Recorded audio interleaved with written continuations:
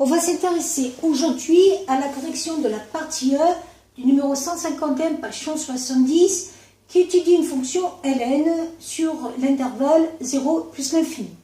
Donc on vous demande d'abord d'étudier les variations de la fonction f. Pour cela, je vais commencer par dériver la fonction f. On n'oublie pas que la fonction f s'écrit sous la forme ln de u. Et la dérivée de ln de u, c'est u' sur u. À partir du moment où j'applique cette formule, u' sur u, la dérivée de x au carré plus 4, c'est bien 2x sur u. Or, on n'oublie pas que l'ux est supérieur ou égal à 0, ça veut dire que le numérateur est positif, le dénominateur est positif, donc concrètement, la fonction dérivée est positive. On aura donc une fonction f qui sera strictement croissante. On s'intéresse après à la fonction g définie par f de x moins x. Et on nous demande de trouver les variations de la fonction g. Je fais la même chose, je dérive f et je dérive x. Donc dérivée de f, f', dérivée de x, 1. J'arrive à une différence pour laquelle il faut que j'étudie le signe. Je vais donc mettre tout au même dénominateur.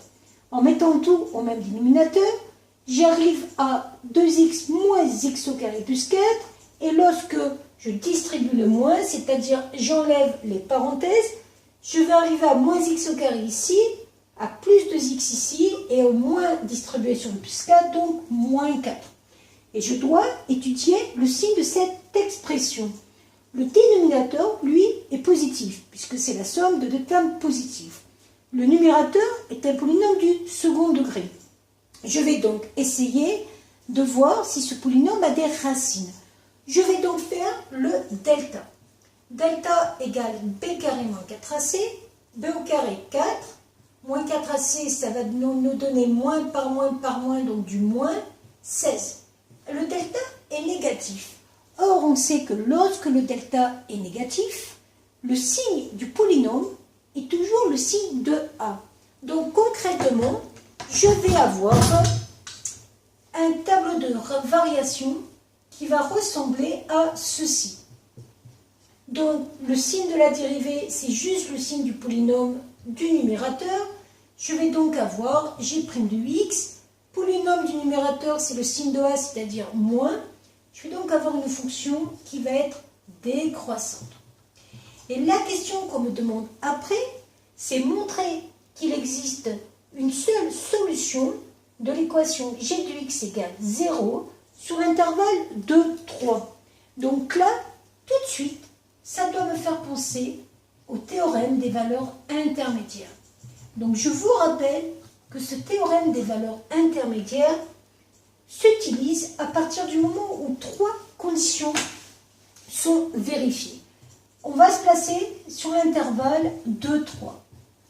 Sur cet intervalle 2, 3, la fonction g, alors dans le tableau de variation, avant on écrivait g de x, et maintenant on a tendance à écrire la fonction g, ce qui est plus cohérent dans la mesure où g est décroissante. Donc sur cet intervalle, la fonction g, elle est continue, car dérivable. Ça, c'est la première condition pour appliquer le théorème des valeurs intermédiaires. La fonction g est strictement décroissante. Ça, c'est la deuxième condition. Et la troisième condition, c'est qu'il faut vérifier que la solution de g de x égale 0 sur l'intervalle va avoir une image 0 qui va être dans l'intervalle image. Or, si on calcule g de 2, on remarque que g de 2 fait à peu près 0,0794. C'est une valeur qui est positive.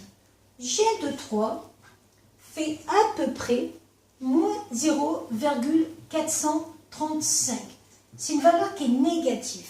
Donc, on voit bien que 0 est bien dans l'intervalle image. Alors attention, mettez bien l'intervalle image dans le sens croissant, c'est-à-dire la plus petite valeur en premier. Donc 0 est là-dedans.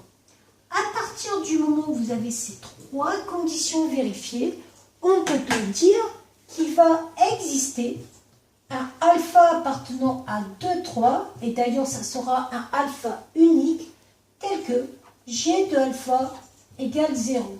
Et on peut d'ailleurs trouver une valeur approchée à 10-1 avec la calculatrice. Le alpha va être compris entre 2,1 et 2,2. Voilà!